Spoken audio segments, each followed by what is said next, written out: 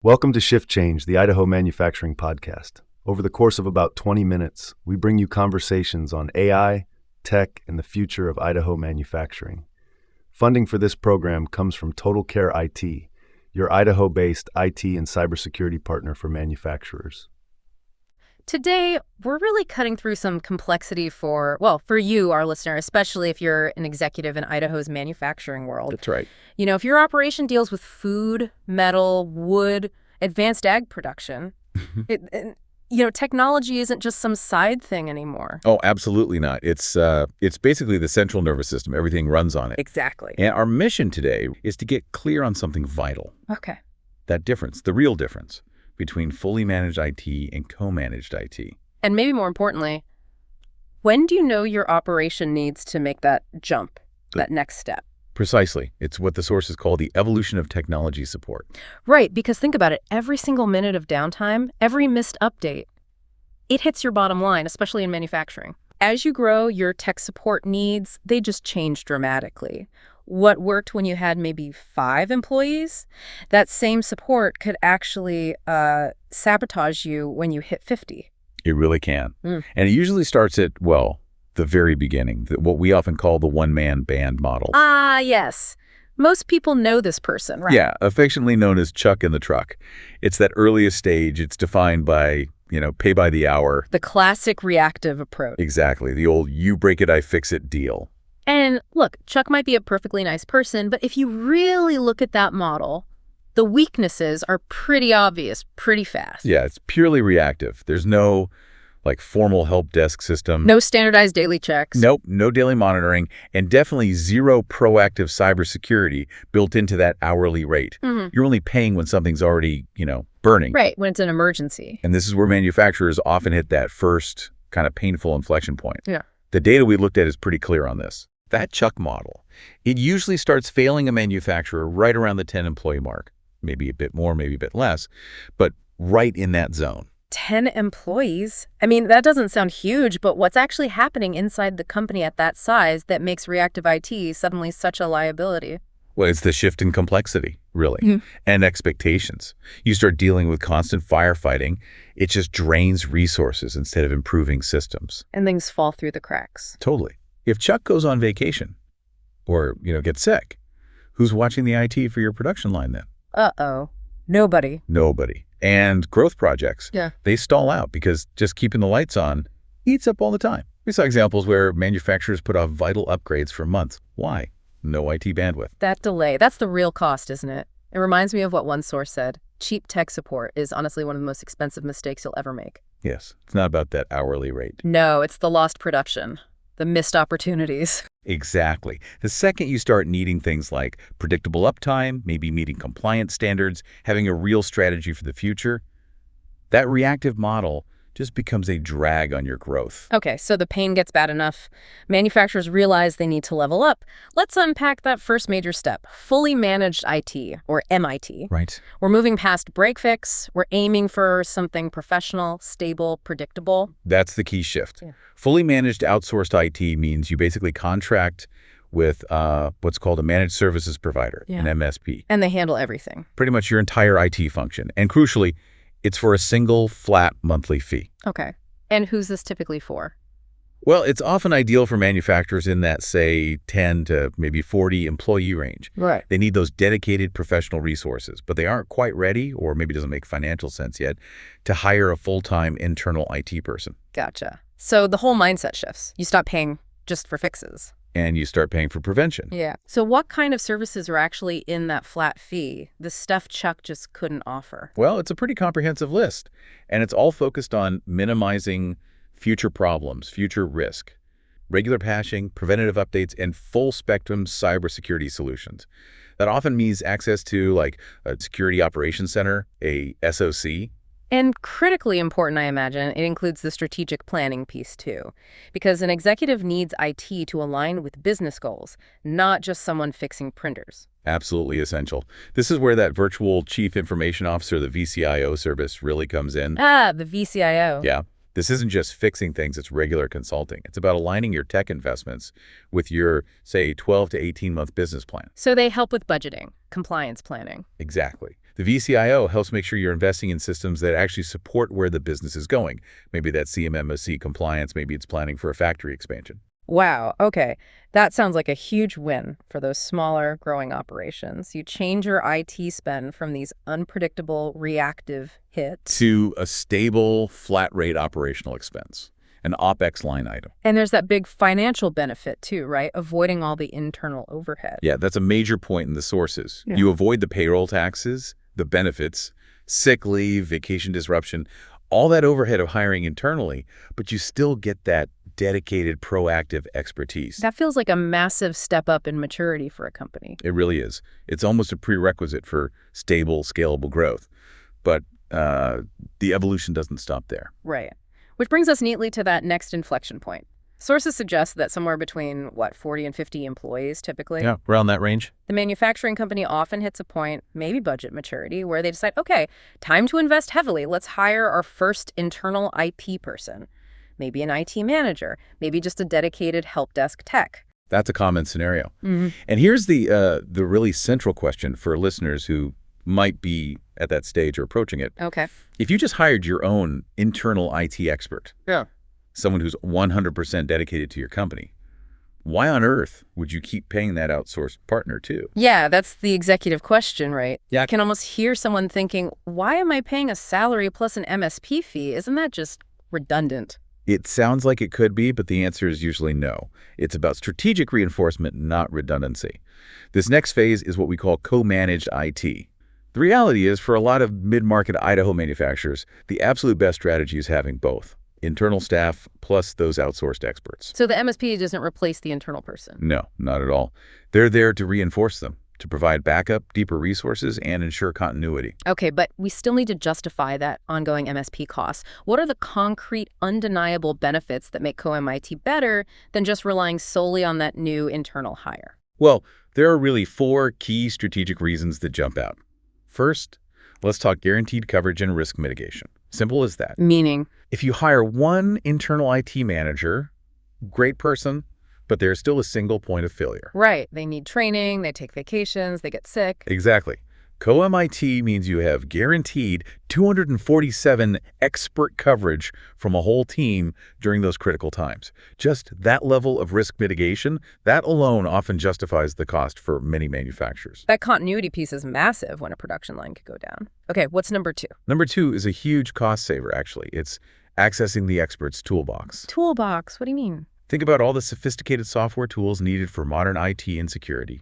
Enterprise-grade monitoring systems, advanced ticketing platforms, SIEMs for security logging, robust asset management. Right, those licenses are expensive, really expensive. Astronomical sometimes. Yeah. With co-MIT, the managed partner extends the use of their existing enterprise-level toolset directly to your internal staff. Wait, hang on. So my internal IT person gets to use, say, $50,000 worth of specialized software. Without your company having to pay that $50,000 license fee directly. Yes. You plug into the MSP's established infrastructure. Wow, that's a significant hidden budget win right there. It's a massive benefit, often overlooked, and it instantly makes your internal person far more effective. Okay, makes sense. What's the third reason? The third addresses a problem that really plagues growing companies: avoiding internal overload and enabling specialization. The one IT person wears 10 hats problem. Precisely. You just can't ask one person, no matter how good, to be an expert in firewalls and compliance regulations and day-to-day help desk tickets and strategic planning. It's impossible. So co-MIT lets you divide and conquer. Exactly. It allows for specialization. Maybe you have an internal, possibly more junior, cost-effective person focusing on the daily internal stuff password resets, printer issues, basic user support. The day-to-day tickets. Right. Meanwhile, the co-managed partner tackles the highly complex senior-level work. Things like managing advanced cybersecurity, handling detailed compliance projects like getting ready for CMMC, major system upgrades, network design. So it keeps the senior engineers focused on high-level stuff, not basic help desk. Correct. It maximizes the value of both your internal hire and the partner. Your internal person can become more strategic, less purely reactive. That flows really well into the fourth reason then, which has to be about staying current, right? Keeping knowledge up to date. That's it. Fresh thinking and industry standards. The threat landscape, especially for manufacturers, changes almost daily. You're not kidding. Good professional IT partners, the serious ones. They invest heavily in continuous education, conferences, certifications for their teams. By keeping that co-MIT relationship, your internal IT leader always has immediate access to the partner's deep knowledge base. So they're tapped into the latest security standards, regulatory changes, new technologies. All of it. They're never isolated or working with outdated information. And it sounds flexible, too. I think the sources mentioned co-MIT can look different depending on the company. Yeah, it's adaptable. Sometimes it's silo IT. Maybe the MSP handles one specific thing, like managing your Microsoft 365 environment or all your data backups. Or it can be a much more integrated approach where your internal team uses the MSP's tools and methods directly every day. It really depends on the manufacturer's specific needs and internal structure. Okay, let's ground all this back in the specific reality of Idaho manufacturing. We're talking about some high-stakes industries here. Absolutely. Food processing, metal fabrication, wood products, even weapons system suppliers. Yeah, for these companies, downtime isn't just annoying. It literally halts production. It can mean contaminated product lines in food processing or seriously delayed shipments. The stakes are incredibly high. And this is exactly where generic, basic IT support just falls flat. Professional support has to address manufacturing-specific risks. First up is Security for Operations Technology, OT. OT security, different from regular IT security. Significantly, we're not just talking about protecting laptops and servers in the office. We're talking about securing the data that might be stored on premises, often necessary because of huge CAD files or heavy production workloads. And securing the actual machinery. Yes, securing the connected plant machinery, the CNC machines, those proprietary production kiosks you see on the floor, SCADA control systems. That's OT. That's a really critical distinction because typical IT might overlook those production systems, focusing only on the office network. Happens all the time. And a breach in OT, that can literally stop production cold or worse, cause physical damage or safety issues. Wow. Okay, what's the second big manufacturing-specific need? It's compliance. More and more Idaho companies are part of larger national, even global supply chains, often connected to defense work. Right, which means regulations. Big time. Meeting specialized standards like CMMC 2.0, that's the Cybersecurity Maturity Model Certification, or maybe ISO 2 and 7001 for data security. These aren't small tasks. They are massive specialized projects. And you're saying Chuck in the truck isn't going to get you CMMC certified? And not a chance.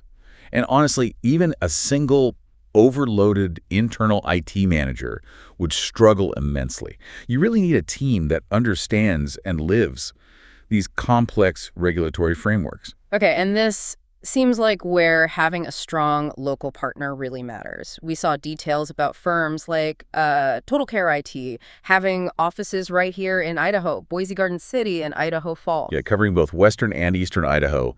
That local presence isn't just, nice to have. It allows them to make some pretty critical rapid response claims. Like what? Well, the sources highlighted things like their phones being answered live by actual engineers, not an answering service, not a dispatcher routing your call somewhere else. That saves time right off the bat in an emergency. Absolutely. And then there was this guarantee we noted, an engineer actively working on your issue within 19 minutes or less of you submitting a ticket. 19 minutes, that's fast. It is. And that kind of response shows they really understand manufacturing, where even a 30-minute delay could cost potentially 6 figures in lost production. It really signals that shift from just fixing stuff to being a true strategic partner focused on uptime. Exactly. So thinking about all this, who is the ideal client for this level of professional managed or co-managed IT in Idaho's manufacturing sector? Yeah, it's clearly not just about company size anymore, is it? It seems more about complexity and maybe mindset. I think that's right. The sources seem to define the ideal client as, maybe organizations with 20 or more employees using connected devices, but more importantly, they have to see IT differently. Yes, they have to view cybersecurity and strategic IT as a necessary investment in their future growth, not just a cost center, not just some regrettable expense you try to minimize. Right. They need to value having that ongoing expert IT leadership, that technology alignment piece we talked about, helping them hit their growth targets. Precisely.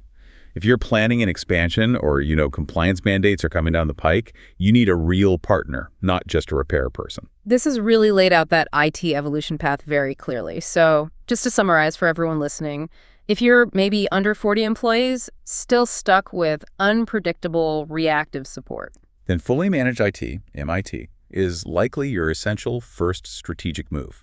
Complete outsourcing for predictable costs and professional stability. Okay. And if you're growing beyond that, maybe 40, 50 employees or more, and you've wisely brought IT in-house. Then co-managed IT, co-MIT, becomes that crucial strategic reinforcement. It gives your internal team that deeper bench, the expert tools, the 24/7 backup. Empowering them to be leaders, not just techs. Exactly, letting them focus strategically instead of just putting out fires. Ultimately, whichever model fits, the goal is to move away from those reactive, budget-killing emergencies. And towards a healthy partnership, one built on open communication, strong proactive security, and having a documented 12 to 18-month tech roadmap and budget. That budget predictability you mentioned earlier, that seems paramount for any executive trying to plan. It really is. When you shift to that flat rate MIT or co-MIT model, your annual IT spend becomes stable. It's predictable. It's easy to account for. Unlike the chaos of pay by the hour, where every fix is a sudden budget surprise you didn't plan for. Exactly. No more surprises. So maybe we leave you with this final thought as you look at your own operations, your budget, your risks. Is your current IT spending actually structured to prevent future problems with that stable, predictable rate? Or are you still finding yourself mostly just paying for the cleanup after the inevitable line stoppage? Or worse, a security failure happens? It might just be time to make that call, schedule a discovery session, and start planning for your next strategic shift change. Thanks for joining us on today's episode of Shift Change. To learn more about how IT can help your manufacturing business invest in future competitiveness, reach out to Total Care IT today.